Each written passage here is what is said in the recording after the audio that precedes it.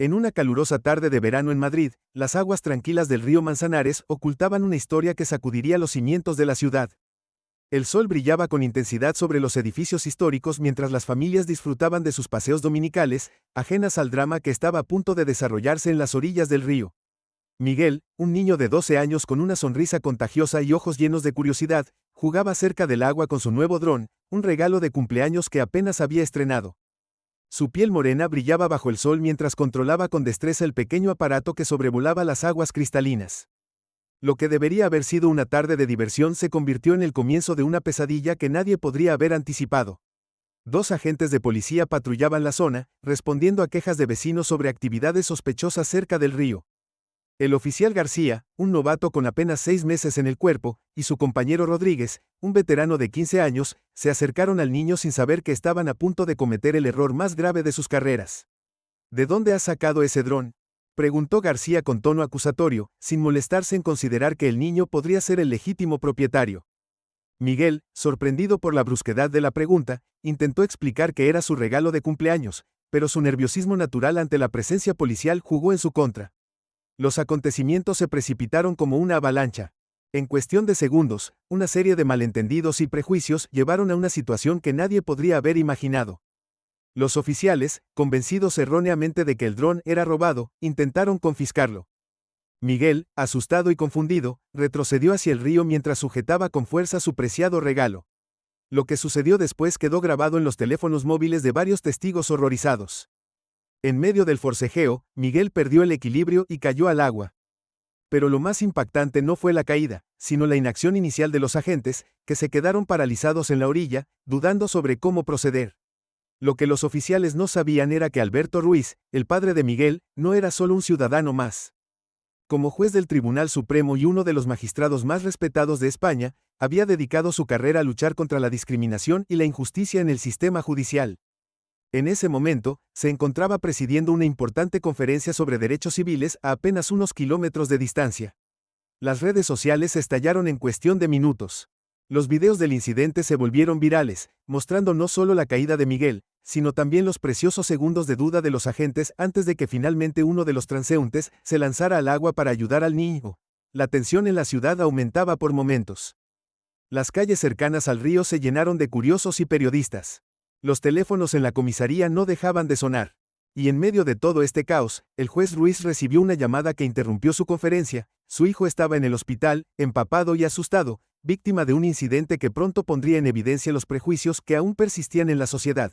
La historia de Miguel no era solo sobre un niño y un dron. Era el reflejo de una realidad que muchos preferían ignorar. Las preguntas comenzaron a surgir. ¿Por qué los agentes asumieron inmediatamente que el dron era robado? ¿Por qué dudaron en ayudar cuando el niño cayó al agua? ¿Habrían actuado diferente si Miguel hubiera tenido un aspecto distinto? Mientras Miguel se recuperaba del susto en el hospital, rodeado del amor de su familia, la ciudad contenía la respiración. La investigación apenas comenzaba, y nadie podía imaginar las consecuencias que este incidente tendría en la sociedad española. El juez Ruiz, conocido por su templanza y justicia, se enfrentaba ahora al dilema más difícil de su carrera: ¿cómo mantener la objetividad cuando la víctima de la injusticia era su propio hijo? Las próximas horas serían cruciales. Los medios de comunicación esperaban ansiosos la primera declaración oficial. Los grupos de derechos civiles comenzaban a movilizarse. Y en las calles de Madrid, la gente común empezaba a cuestionarse sus propios prejuicios y percepciones. Esta historia, que comenzó en las tranquilas aguas del Manzanares, estaba a punto de desencadenar una ola de cambios que nadie podría haber previsto. La pregunta que quedaba en el aire era: ¿qué pasaría cuando el juez Ruiz, defensor incansable de la justicia, se enfrentara a los responsables del incidente que casi le cuesta la vida a su hijo? La tarde, que comenzó con un niño jugando inocentemente con su dron, se había convertido en el catalizador de una conversación nacional sobre prejuicios, poder y justicia. Y mientras el sol se ponía sobre Madrid, nadie podía imaginar cómo esta historia cambiaría para siempre la vida de todos los involucrados.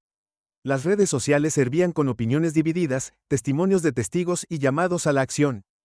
Los hashtags relacionados con el incidente se convertían en tendencia nacional, mientras las imágenes del momento se reproducían una y otra vez en los noticieros. La sociedad española se encontraba en una encrucijada, forzada a confrontar verdades incómodas sobre sí misma. En la habitación del hospital, Miguel finalmente se había quedado dormido, agotado por los acontecimientos del día. Su dron, recuperado del río, descansaba empapado sobre una mesa cercana, símbolo silencioso de una inocencia interrumpida por los prejuicios y la discriminación. La noche caía sobre Madrid, pero esta historia apenas comenzaba. Las consecuencias de las acciones de aquella tarde resonarían mucho más allá de las orillas del Manzanares, desencadenando una serie de eventos que pondrían a prueba no solo el sistema judicial, sino también la conciencia de una nación entera. ¿Cómo respondería la sociedad ante este incidente? ¿Qué medidas tomaría el juez Ruiz para asegurar que se hiciera justicia?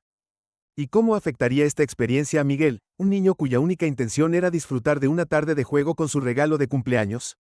Las respuestas a estas preguntas comenzarían a revelarse en los días siguientes, mientras la ciudad contenía la respiración, esperando ver cómo se desarrollaría este caso que había tocado una fibra sensible en el corazón de España. La historia de Miguel se había convertido en mucho más que un incidente aislado, era un espejo que reflejaba las complejidades y contradicciones de una sociedad en proceso de cambio. La mañana siguiente al incidente amaneció con una tensión palpable en el aire de Madrid. Los primeros rayos de sol encontraron al juez Alberto Ruiz en la habitación del hospital, observando a su hijo dormir mientras repasaba mentalmente los acontecimientos que habían llevado a esta situación. Su mente de jurista no podía evitar analizar cada detalle, cada decisión tomada por los agentes, cada segundo de duda que podría haber terminado en tragedia. Miguel se despertó lentamente, sus ojos reflejando una madurez que no estaba allí el día anterior. «Papá, ¿por qué pensaron que había robado el dron?», preguntó con una voz que mezclaba inocencia y dolor. Alberto sintió que su corazón se encogía, era una pregunta para la que no tenía una respuesta satisfactoria. Mientras tanto, en la comisaría central, los oficiales García y Rodríguez enfrentaban una investigación interna. El comisario Vargas, un hombre conocido por su integridad y firmeza, revisaba una y otra vez los videos del incidente que ahora circulaban por toda España. Las imágenes mostraban claramente cómo los agentes habían actuado basándose en suposiciones, sin seguir los protocolos básicos de interacción con menores. ¿En qué estaban pensando? La voz del comisario resonó en la pequeña oficina mientras los dos agentes permanecían en silencio.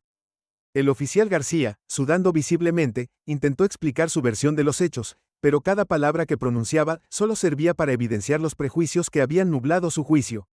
En el hospital, la madre de Miguel, Elena Martínez, una reconocida profesora universitaria, llegaba con ropa limpia para su hijo. Sus ojos mostraban las huellas de una noche sin dormir, alternando entre la preocupación por su hijo y la indignación por lo sucedido. «¿Cómo vamos a manejar esto, Alberto?», susurró a su esposo mientras Miguel se cambiaba en el baño. La respuesta a esa pregunta comenzó a desarrollarse en las calles de Madrid. Frente al hospital, un grupo cada vez más numeroso de personas se reunía con carteles que exigían justicia.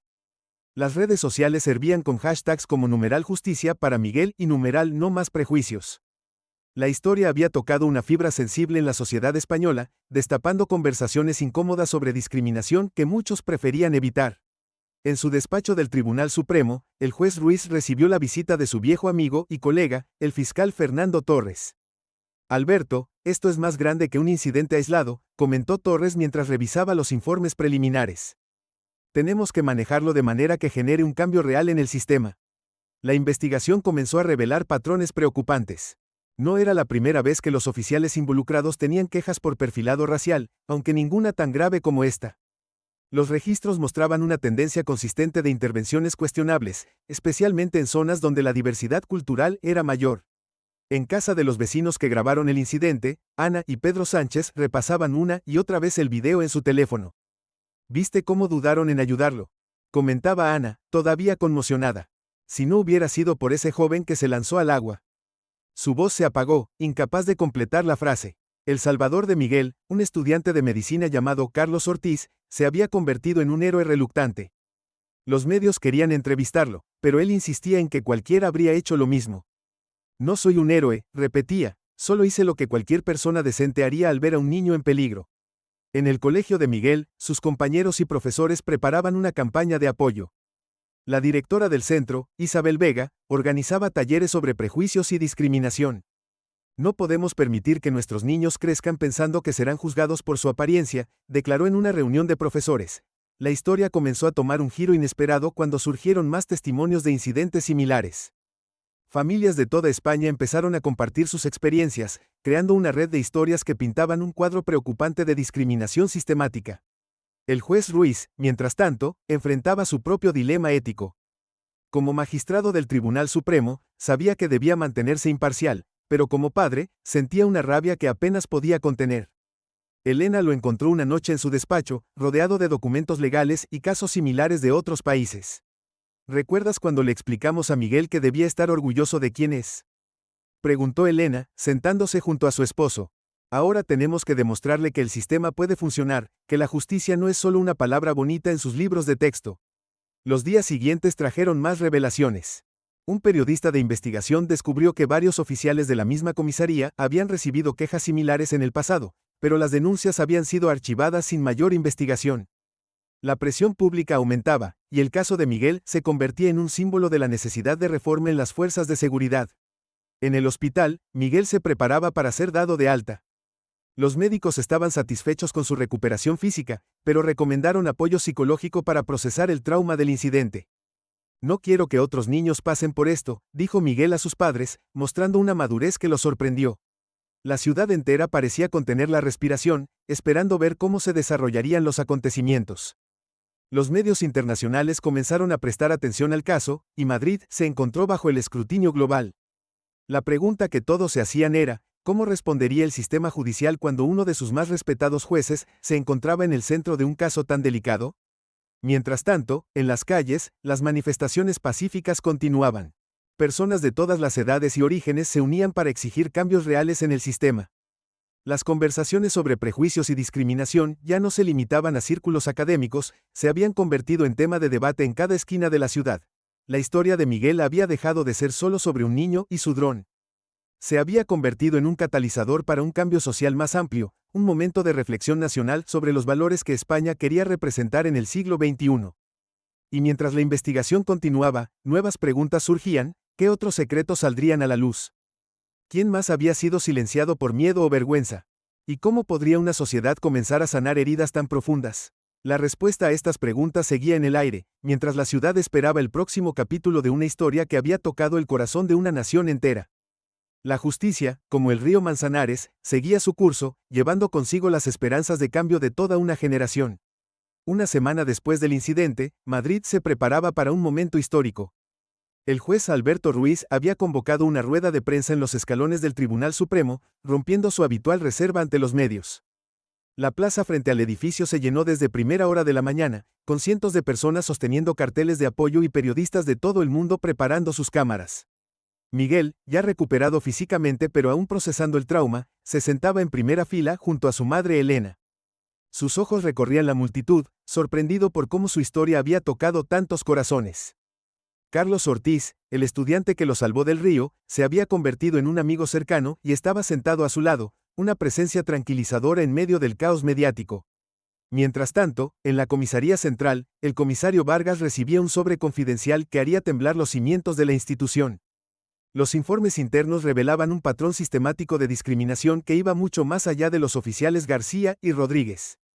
Las manos del comisario temblaban mientras leía documento tras documento, cada página revelando una verdad más incómoda que la anterior. En el despacho del fiscal Torres, un testigo inesperado había aparecido esa mañana. Una exoficial de policía, María Soto, traía consigo evidencia de años de encubrimiento y prejuicios institucionalizados.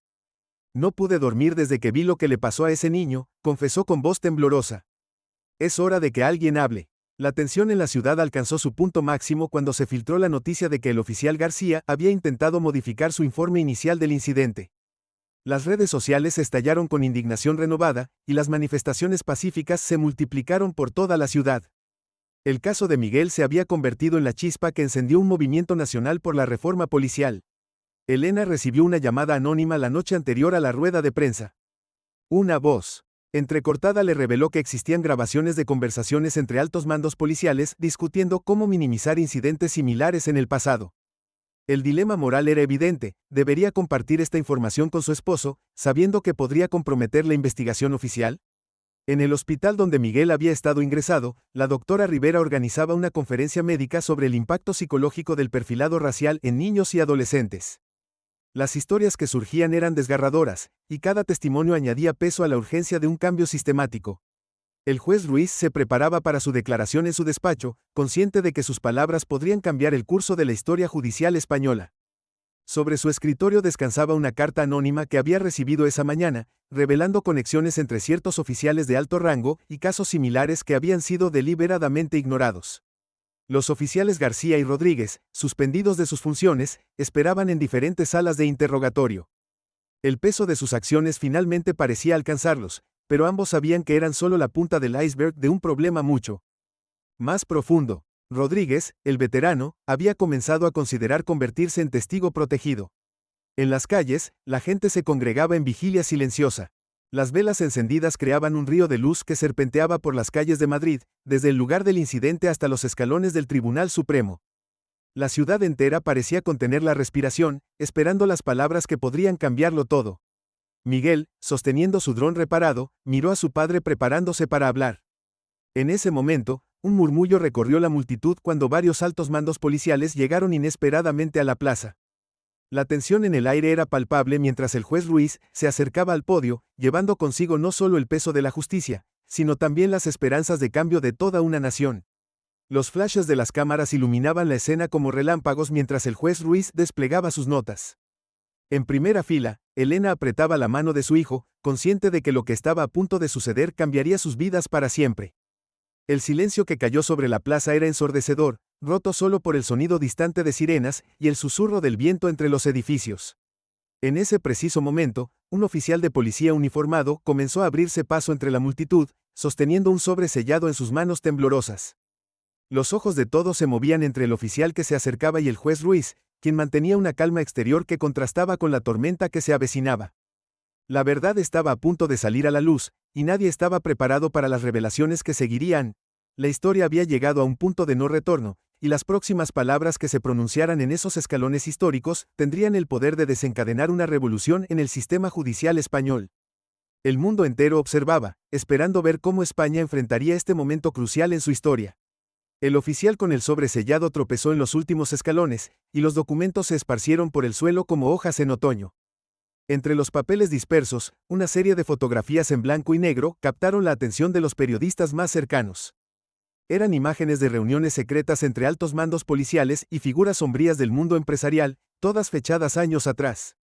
El juez Ruiz reconoció inmediatamente a una de las figuras en las fotografías, Roberto Vázquez, el poderoso empresario que había estado presionando para privatizar parte de las fuerzas de seguridad de Madrid. Las imágenes revelaban una conspiración más profunda que nadie había imaginado, un plan sistemático para crear incidentes que justificaran la necesidad de una reforma radical del sistema policial. Elena se levantó de su asiento, su rostro palideció al reconocer a Vázquez. Alberto, llamó a su esposo con voz temblorosa, él estaba en la junta directiva de la universidad cuando intentaron silenciar mi investigación sobre discriminación institucional hace 3 años. La conexión repentina hizo que todas las piezas empezaran a encajar. Miguel, observando la escena con ojos cada vez más abiertos, sacó su teléfono y mostró algo a Carlos Ortiz. Era un video que había grabado con su dron momentos antes de que los oficiales lo confrontaran. En el fondo de la grabación, apenas visible, se podía distinguir una reunión clandestina en un edificio cercano al río. Los presentes en esa reunión eran los mismos hombres de las fotografías. El comisario Vargas, que acababa de llegar a la plaza, se abrió paso entre la multitud con una expresión de determinación en su rostro. Señor juez, llamó con voz firme, hay algo más que debe saber. En sus manos sostenía un disco duro que contenía años de comunicaciones encriptadas entre miembros de una organización que se hacía llamar los Guardianes del Orden. La multitud comenzó a agitarse cuando varios oficiales de policía, vestidos de civil, empezaron a abandonar discretamente la plaza. El oficial García, que observaba todo desde lejos, sacó su teléfono y realizó una llamada apresurada. Sus manos temblaban mientras susurraba. Al teléfono, lo saben todo. El plan ha fallado. De repente, las pantallas gigantes instaladas en la plaza para transmitir la rueda de prensa comenzaron a mostrar documentos clasificados. Alguien había hackeado el sistema. Los documentos revelaban un elaborado plan para crear tensión social y justificar medidas de seguridad cada vez más restrictivas. El incidente con Miguel no había sido un accidente, había sido una prueba que salió mal. María Soto, la exoficial que había decidido hablar, se levantó de su asiento con lágrimas en los ojos. No fue solo discriminación, gritó por encima del creciente murmullo de la multitud. Fue un plan calculado para dividir a la sociedad. Elegían cuidadosamente a sus víctimas, creaban incidentes, manipulaban la opinión pública. El juez Ruiz, manteniendo una calma sorprendente ante las revelaciones, se acercó al micrófono. Pero antes de que pudiera hablar, las luces de la plaza se apagaron repentinamente. Cuando volvieron a encenderse segundos después, varios hombres de traje oscuro habían aparecido en el escenario, rodeando al juez.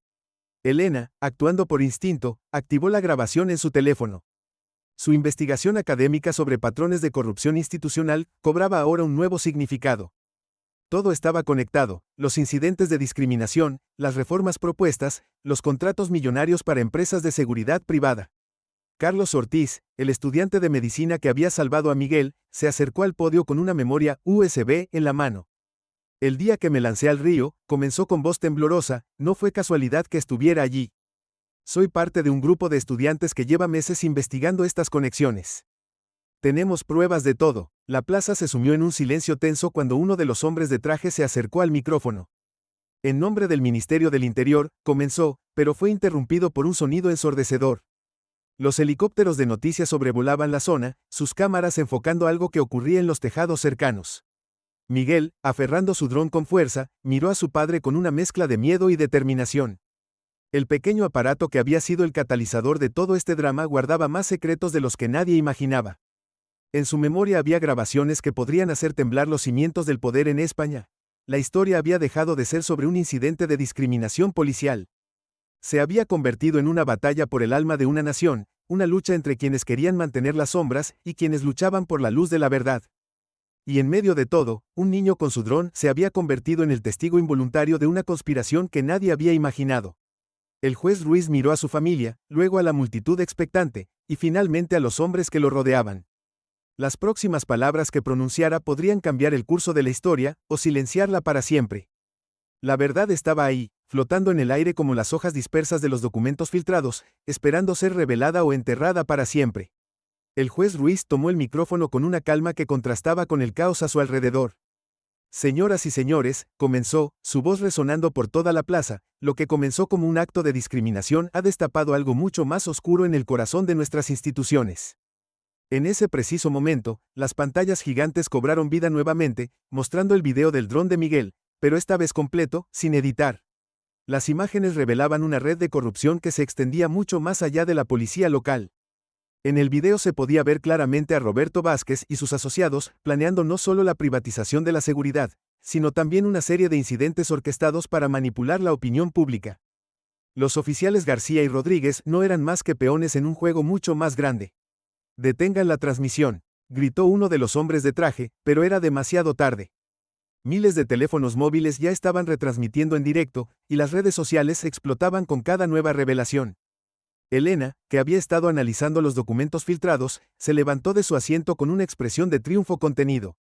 Durante años, continuó el juez Ruiz, mi esposa intentó exponer esta conspiración desde la academia, mientras yo buscaba pruebas desde dentro del sistema judicial. Pero fue nuestro hijo, con su inocente dron de cumpleaños, quien finalmente capturó la evidencia que necesitábamos. Los hombres de traje comenzaron a retroceder cuando un grupo de agentes de la Unidad de Asuntos Internos emergió entre la multitud. María Soto había estado trabajando en secreto con ellos durante meses, recopilando evidencia y construyendo el caso desde dentro. El comisario Vargas, que ahora se revelaba como parte de la investigación encubierta, dio la señal para comenzar las detenciones. Carlos Ortiz se acercó a Miguel y le entregó una tarjeta de memoria adicional. Tu dron no solo grabó esa reunión, explicó con una sonrisa, también capturó las coordenadas exactas de todos los lugares donde se reunían. Los estudiantes de informática las hemos estado rastreando durante semanas. De repente, Roberto Vázquez emergió de entre la multitud, aplaudiendo lentamente con una sonrisa sarcástica. Impresionante, juez Ruiz, dijo con voz condescendiente, pero olvida algo fundamental. Sacó su teléfono y mostró una serie de documentos firmados. Todo lo que hicimos fue completamente legal. Cada reforma, cada contrato, cada decisión fue aprobada por el sistema que usted tanto defiende. El silencio cayó sobre la plaza mientras la sonrisa de Vázquez se ensanchaba. Pero entonces, Miguel dio un paso adelante. Excepto por una cosa, dijo con voz clara y firme. Se olvidaron de borrar las grabaciones de las cámaras de seguridad del río. El niño había estado un paso por delante todo el tiempo, usando su conocimiento de tecnología para acceder a las cámaras públicas el día del incidente. Las pantallas mostraron entonces un nuevo video, las imágenes de seguridad revelaban claramente a los oficiales recibiendo instrucciones por teléfono momentos antes de abordar a Miguel. La orden había venido directamente de la oficina de Vázquez. La sonrisa del empresario se desvaneció mientras los agentes de asuntos internos se acercaban a él. La multitud estalló en aplausos y gritos de júbilo. Los periodistas corrían para transmitir las detenciones en vivo, mientras las redes sociales se inundaban con mensajes de celebración. La verdad, finalmente, había salido a la luz. Pero cuando todo parecía resuelto, Elena notó algo en los documentos que sostenía.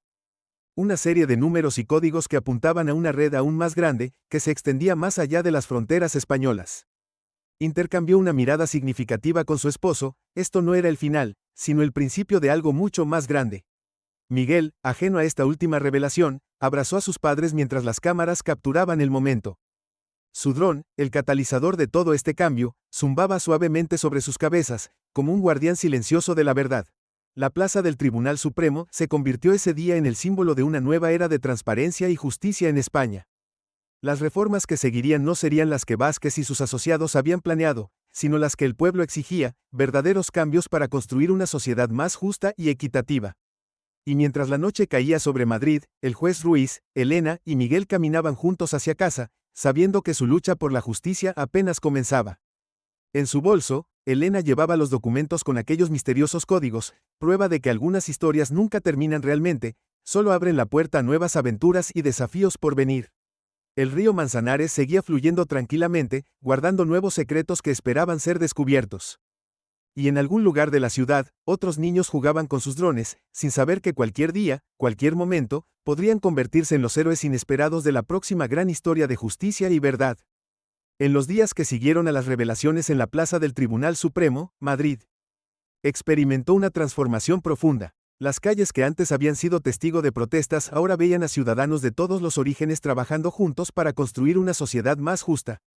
El caso que había comenzado con un niño y su dron se había convertido en un catalizador para el cambio social. Los oficiales García y Rodríguez, enfrentando las consecuencias de sus acciones, optaron por colaborar plenamente con las autoridades. Sus testimonios revelaron años de presión institucional y órdenes cuestionables, ayudando a los investigadores a desarmar la red de corrupción desde sus raíces. García, en particular, se convirtió en un defensor activo de la reforma policial, compartiendo su experiencia en programas de capacitación sobre prejuicios inconscientes. Miguel regresó al colegio convertido en un símbolo de resistencia y valentía, aunque él seguía siendo el mismo niño alegre de siempre. Sus compañeros lo recibieron como un héroe, pero lo que más le importaba era poder volver a volar su dron en el parque sin miedo.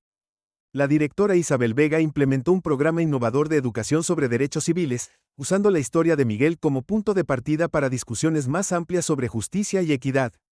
Elena Martínez canalizó su experiencia en un nuevo proyecto de investigación, colaborando con universidades de toda Europa para estudiar y combatir la discriminación institucional.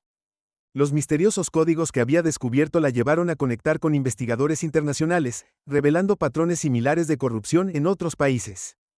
Su trabajo se convirtió en la base para nuevas políticas de transparencia y rendición de cuentas. El juez Ruiz, por su parte, lideró una comisión especial para reformar los protocolos policiales en toda España. Las lecciones aprendidas del caso de Miguel se tradujeron en cambios concretos, nuevos sistemas de supervisión, programas de entrenamiento actualizados y mecanismos más efectivos para que los ciudadanos reportaran abusos. Su ejemplo inspiró a jueces de otros países a emprender reformas similares. Carlos Ortiz completó sus estudios de medicina, pero su experiencia lo llevó a especializarse en trauma psicológico, trabajando específicamente con víctimas de discriminación y abuso de autoridad. Junto con la doctora Rivera, estableció una clínica que ofrecía apoyo gratuito a personas afectadas por prejuicios institucionales. María Soto, la ex oficial que había ayudado a destapar la verdad, encontró su vocación como instructora en la Academia de Policía, donde compartía su experiencia para formar una nueva generación de oficiales comprometidos con la justicia verdadera. Su testimonio se convirtió en lectura obligatoria para todos los cadetes. Roberto Vázquez y sus cómplices enfrentaron la justicia en un juicio histórico que captó la atención internacional. Las evidencias presentadas, incluyendo las grabaciones del dron de Miguel y los documentos filtrados, llevaron a condenas que enviaron un mensaje claro: nadie estaba por encima de la ley. Un año después del incidente, la familia Ruiz Martínez organizó una celebración especial en el mismo parque junto al río Manzanares. Lo que comenzó como una pequeña reunión se convirtió en un festival comunitario de reconciliación y esperanza. Personas de todos los barrios de Madrid se reunieron para compartir historias, música y comida, mientras docenas de drones decorativos iluminaban el cielo nocturno. Miguel, ahora un año mayor y más sabio, había formado un club de tecnología en su escuela, enseñando a otros niños no solo sobre drones y programación, sino también sobre la importancia de usar la tecnología para el bien común. Su ejemplo inspiró a jóvenes de toda España a convertirse en agentes activos de cambio en sus comunidades. El comisario Vargas, próximo a jubilarse, miraba con satisfacción los cambios que se habían producido en su departamento. Las estadísticas mostraban una reducción significativa en las quejas por discriminación, mientras que la confianza pública en la policía había aumentado notablemente. A veces, reflexionaba, se necesita la inocencia de un niño para mostrarnos el camino correcto. La historia de Miguel se convirtió en parte del currículo educativo, no solo en España sino en varios países europeos, como un ejemplo de cómo la valentía individual y la acción colectiva podían provocar cambios significativos en la sociedad. Los estudiantes aprendían que la justicia no era un concepto abstracto, sino algo por lo que cada ciudadano debía luchar. Elena y Alberto, observando a su hijo volar su dron en el atardecer madrileño, reflexionaban sobre cómo un momento de injusticia se había transformado en una ola de cambio positivo. ¿Sabes?, dijo Elena, a veces pienso que todo esto estaba destinado a suceder. No el acto de discriminación, sino el despertar que provocó. El río Manzanares, testigo silencioso de toda la historia, seguía fluyendo tranquilamente, sus aguas reflejando una ciudad transformada. Los parques que lo bordeaban se habían convertido en símbolos de unidad y esperanza, lugares donde familias de todos los orígenes se reunían sin miedo ni prejuicios. Los guardianes del orden se habían desvanecido, pero en su lugar surgió un movimiento ciudadano real, dedicado a proteger los derechos de todos los miembros de la sociedad.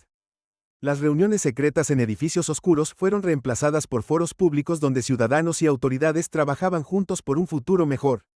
Y así, mientras el sol se ponía sobre Madrid, Miguel hacía aterrizar su dron una última vez. El pequeño aparato que había capturado tanto dolor y tanta verdad descansaba ahora en sus manos, un recordatorio de que a veces los instrumentos más pequeños pueden catalizar los cambios más grandes. La ciudad dormía más tranquila, sabiendo que la justicia, aunque a veces lenta, siempre encontraba su camino. Y en algún lugar, otros niños soñaban con volar sus propios drones, sin miedo a ser juzgados por quiénes eran o cómo lucían. La historia de Miguel les había enseñado que la verdad, como un dron bien pilotado, siempre encuentra la manera de elevarse por encima de las sombras.